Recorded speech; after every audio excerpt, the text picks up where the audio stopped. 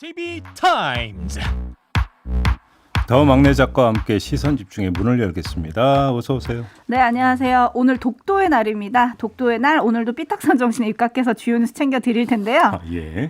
네, 정진권 님이 30대는 시선 집중 시그널 소리에 기상하고 50대는 여전히 시그널 음악에 맞춰 출근합니다. 라고 보내주셨어요. 진짜 찐 애청자시네요. 그러니까요. 예. 이러면은 우리 제이비가 병아리 때 시절도 기억을 하시는 분이시겠죠? 언젠가 제가 한번. 병아리일 때 네, 언젠가 한번 돌아가고 싶네요. 비교 감상평을 올려주시면 네. 감사하겠고요. 정회식 님이 원희룡 후보 얘기 좀. 강철 님이 주말 정치인싸 보시고 각자 판단하세요. 헨젤과 그레트님, 현근택 변호사 언제 나오나요? 당시 상황 비하인드 스토리 좀 듣고 싶은데 등등등 많은 분들이 주말 MBC 라디오에서 큰일이 있었죠. 그 일에 대한 의견들과 궁금증과 다양한 얘기들을 지금 올려주고 계신데요. 저도 그 방송을 봤습니다만 네, 바로 이 스튜디오에서 MBC에서 그러니까요. 방송 중에 이제 그 있었던 부분이기 때문에 아마 다른 방송에서 많이 다뤄올 것 같습니다. 그렇죠? 네, 네, 그렇겠죠. 네, 저희가 자세한 가급적, 이야기는 네. 이번 주 정치인싸에서 들으시면 되고요. 네. 오늘은 시선 집중에 집중해 주시기 바라겠습니다. 네. 자, 뉴스 분석이 함께하는 제이비타임즈 오늘 주목할 뉴스 본격적으로 챙겨드릴게요. 첫 번째 뉴스는 오디오로 먼저 만나보시죠. 경선 결과에 불복하는 이낙연 전 대표의 지지자들이 몰려든 가운데 이재명 후보가 약속 시간보다 10분 정도 먼저 도착했습니다. 이낙연 전 대표가 도착하자마자 직접 맞이했고 두 사람은 손을 맞잡았습니다. 당원과 지지자들께서 여러 생각을 가지실 수는 있지만 민주당의 정신과 가치를 지키고 이어가야 한다는 대의를 버리지 마시기를 호소드립니다. 같은 DNA를 가지고 있는 그런 우리는 하나의 팀원들이라고 생각합니다. 제가 부족한 점을 우리 대표님으로부터 많이 채우고 또 수시로 30분간의 비공개 대화에서 이 전 대표는 지지자들의 상처가 아물도록 함께 노력해야 한다고 당부했고 이 후보는 이 전 대표의 선대위 참여를 요청했습니다. 이에 따라 이 전 대표가 이재명 후보 선대위의 상임 고문직을 맡기로 했고 이 후보는 이 전 대표의 핵심 공약인 신복지 정책을 계승하겠다며 화답했습니다. 네, 이 뉴스 들으신 그대로죠.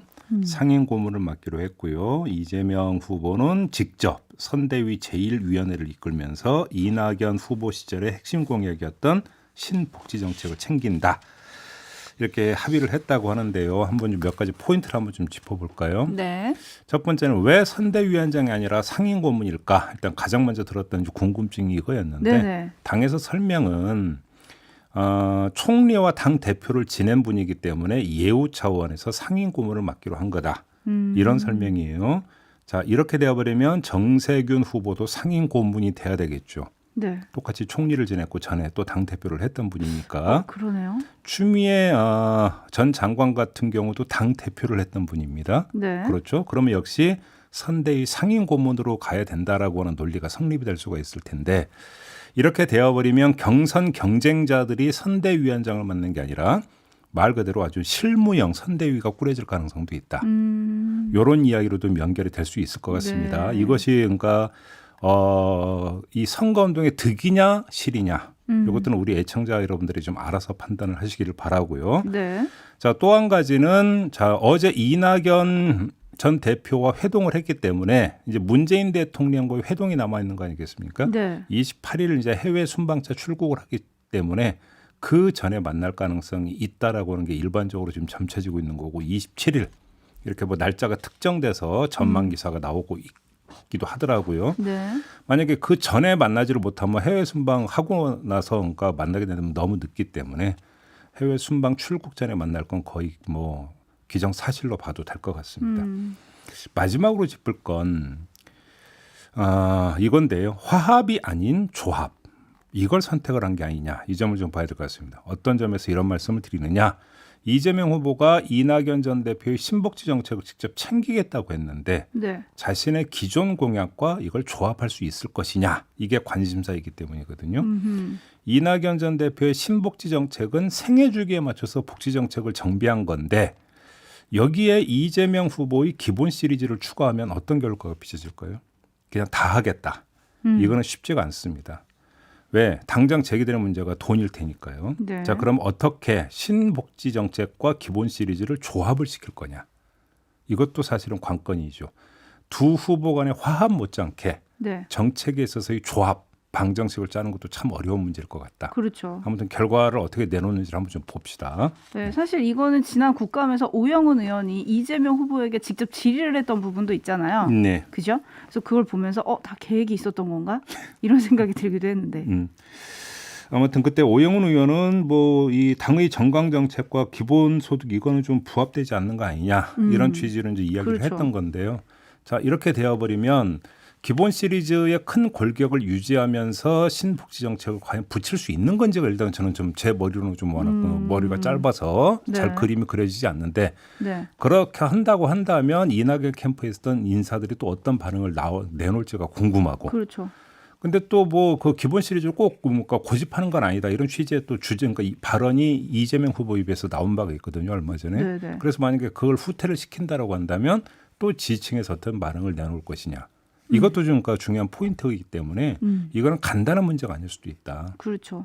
그래서 아무튼 이 조합의 묘수를 어떻게 찾아낼지가 좀 궁금합니다. 뭐 그걸 또 이재명 후보가 직접 챙긴다고 하니까 한번 좀 기다려보죠. 그러니까요. 그리고 지금 말씀하신 게 화합이 아닌 조합. 네. 이런 얘기를 하셨잖아요. 네. 그랬더니 강지연 님이 이 정도면 나름 순조롭게 봉합?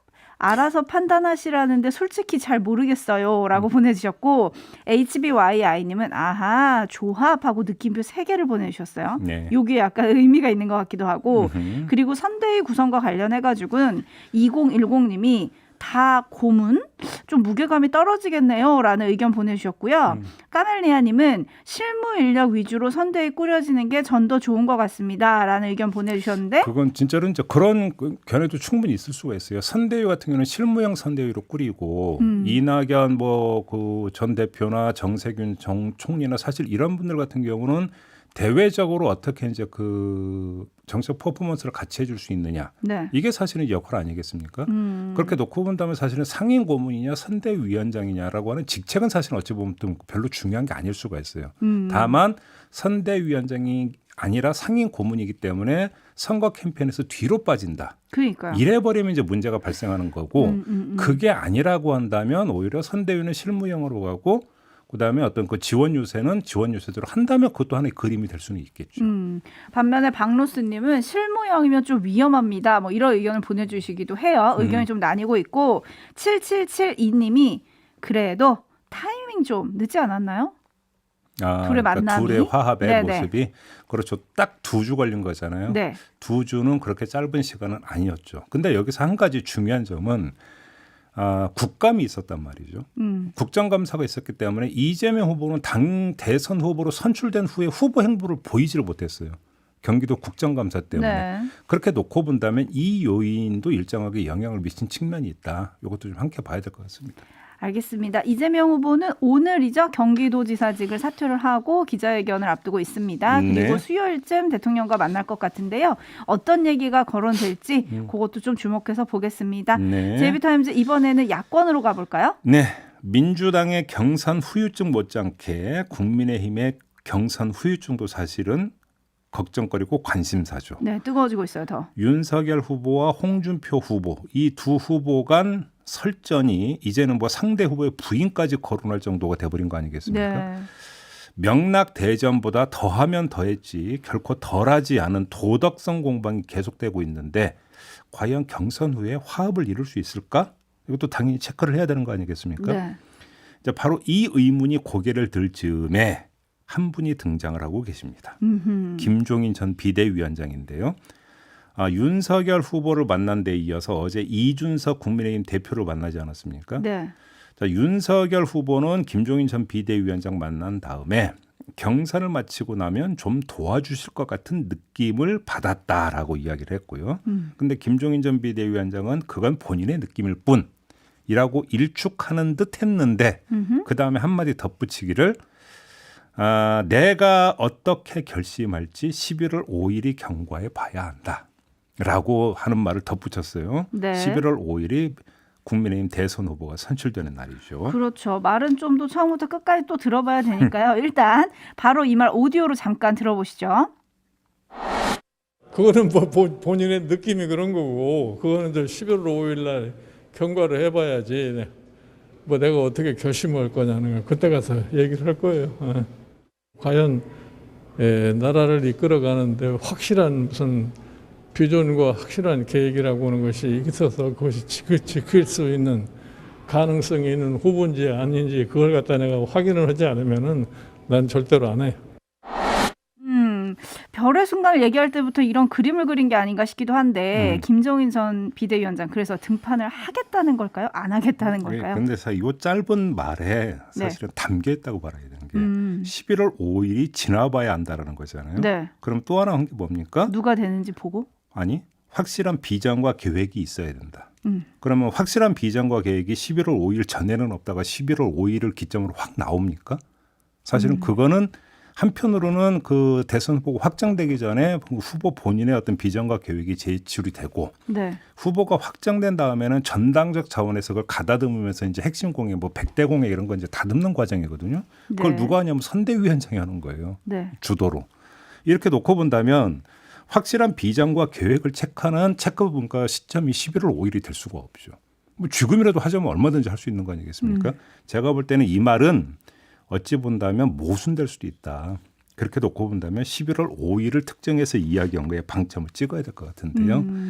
제가 볼 때는 국민의힘의 총괄 선대위원장을 맡는 시나리오가 이제 슬슬 가동이 되는 거 아니냐. 네. 이렇게 분석을 해봐야 될 것 같은데요. 근데 네. 여기에는 네. 단서가 따릅니다. 윤석열 후보가 대선 후보가 되는 경우지 홍준표 후보가 대선 후보가 된다면 이 시나리오는 가동이 안 될 거다. 왜? 김종인 비대위원장이 비대위원장으로 있을 때 홍준표 의원의 복당을 시켰습니까? 안 시켰습니까? 다른 사람들 복당 시켜주면서 홍준표 의원은 복당 안 시켜줬거든요. 안 시켰죠. 자, 그랬던 김종인 비대위원장이 홍준표 후보 선대위원장을 맡는다? 이거는 좀 상상하기 어려운 그림 아니겠습니까? 따라서 김종인 선대위원장 시나리오는 윤석열 후보가 당의 후보가 되는 걸 전제로 한 것이다. 일단 이렇게 봐야 될 것 같고요. 네. 자, 만약 이렇게 된다면 여기서 그러니까 그 중요한 그 체크 포인트가 하나 나오는 게 이재명, 이낙연 두 후보의 화합의 모습을 연출하는 게 국민의힘에서도 어떻게 되냐면 필수가 돼야 되는데 근데 오히려 김종인 선대위원장 등판이면 이런 모습을 보이기가 힘들 거다. 왜 그러냐면 화합의 모습을 연출하는 게 아니라 소거시킬 가능성이 있다. 쥐어버릴 가능성이 있다는 겁니다. 누구를? 홍준표 후보를. 이 가능성이 더 크다고 봐야 되는 거 아닌가 싶은 생각이 좀 들어요. 자, 왜 이런 말씀을 드리냐면 김종인 그 위원장이 홍준표를 바라보는 시각과 관점 때문에 이 말씀을 드리는 겁니다. 네. 거기에다가 결국은 그 이재명, 이낙연 화합의 모습이 되느냐 안 되느냐에서 관심사가 됐던 게 이낙연 후보가 선대위원장을 맡느냐 안 맡느냐 바로 이 문제하고 연결이 됐기 때문 아니겠습니까? 그렇죠. 근데 홍준표 선대위원장이 아니라 김종인 선대위원장 체제가 된다면 홍준표 선대위원장이라는 그림은 여기서 이 순간에 사라져 버린다는 겁니다. 그러니까 소거될 수밖에 없죠. 지워져 버릴 수밖에 없죠. 자, 이러면 관심사가 뭐가 되냐면 홍준표 후보를 지지했던 층이 어떻게 움직일 거냐. 이게 관심사가 되는 거거든요. 네. 화합의 모습을 보이면 결국은 윤석열 후보 지지로 이동을 할 거다. 이게 이제 그 단순 공식인데 그게 아니라 지워지는 만약에 시나리오가 작동이 된다면 홍준표 지지층은 어떻게 되느냐. 이게 국민의힘 경선 이후에 중요한 체크 포인트가 될 수밖에 없고 관전 포인트가 될 수밖에 없죠. 본선에서 특히나 네. 2030의 지지세가 상대적으로 높은 게 홍준표 후보인데 이 2030의 특성이 국민의힘에 대한 애정도와 충성도가 그렇게 높지 않은 층이거든요. 네. 이들이 이동을 할 가능성이 있다는 겁니다. 오. 그것이 대선 전체판에 어떤 영향을 미칠 거냐. 이걸 함께 봐야 된다는 것이죠. 오호. 그렇다면 이제 이준석 대표가 되고 나서 사실은 2030 당원들이 많이 급증했다는 거 아니겠어요? 네. 그럼 요거는 또 이준석 대표도 좀 고민을 해볼 부분이긴 하겠네요. 그렇게 되겠죠. 근데 이준석 대표가 돼서 당원이 됐던 2030과 네. 지금 현재 여론조사에서 홍준표 후보를 지지한다는 2030이 꼭 겹치느냐. 그렇죠. 또 그것도 이것도 다른 봐야겠네요. 문제일 수가 있다는 겁니다. 네. 지금 가을 하늘님이 일주일에 한 번씩 윤석열 후보 만난다면서 윤석열 후보 지지하는 거죠, 뭐. 김종균 위원장님. 윤석열이 되면 지원하겠다는 거고 다른 사람이 되면 안 되겠다는 거 아닙니까? 뭐 이런 얘기를 보내주셨고요. 예. 4822님이 이제 명락대전은 끝나고 윤홍대전이 시작이네요. 당이 폭망으로 갈지 폭등으로 갈지라고 해주셨는데 사실 명락대전에 맞춘다면 홍준표 윤석열 후보 경쟁은 준석대전이 돼야 되는 거 아닌가 뭐 이런 생각도 잠깐 하긴 했습니다. 어쨌든 돌고 돌아 또다시 김종인이다라고 정석훈님이 보내주셨는데요. 네. 어떤 역할을 하게 될지 좀 지켜보도록 하죠. 네. 뉴스와 분석이 함께한 제이비타임즈 다음 주목할 뉴스는 어떤 건가요? 시간이 이제 없어서 짧게만 말씀을 드려야 될 것 같은데 아파트 경비원과 같은 감시 단속적 업무를 맡는 노동자들 이제 어떤 문제가 있었냐면 근로기준법 적용을 해야 되느냐 마느냐라는 문제가 있었어요. 왜 그러냐면 근로기준법을 적용하면 노동시간 이제 제한에 들어가게 되는 거거든요. 네. 근데 이에 대해서 그러니까 고용노동부가 가이드라인을 내놨는데 이거는 심신의 피로도를 보고 판단한다. 그러니까 기준을 이걸로 잡는다. 근로기준법 적용 여부를 재는 기준으로 네. 이렇게 이제 가이드라인을 내놨어요. 뭐 근데 이 심신의 피로도라는 게 개인별로 편차도 있고 여러 가지 문제가 있는 거 아니겠습니까? 네. 이렇게 놓고 본다면 사실상 근로기준법 적용 대상에서 예외로 둔다. 뭐 이런 식으로 방향을 잡은 걸로도 해석할 여지는 얼마든지 있는 것 같은데 왜 그러면 이렇게 그러니까 방향을 잡았느냐? 근로기준법 적용으로 가버린다면 오히려 이들이 해고될 가능성이 더 높고 이런 점들을 고려한 것이 아니냐. 이런 지금 분석이 따라붙고 있더라고요. 그러면서 가이드라인에 또 어떤 걸 붙였냐면 예를 들어서 뭐 월 사회 휴무일은 보장한다. 이런 것들은 또 강제하는 것으로 고용노동부가 가이드라인을 잡은 게 있다.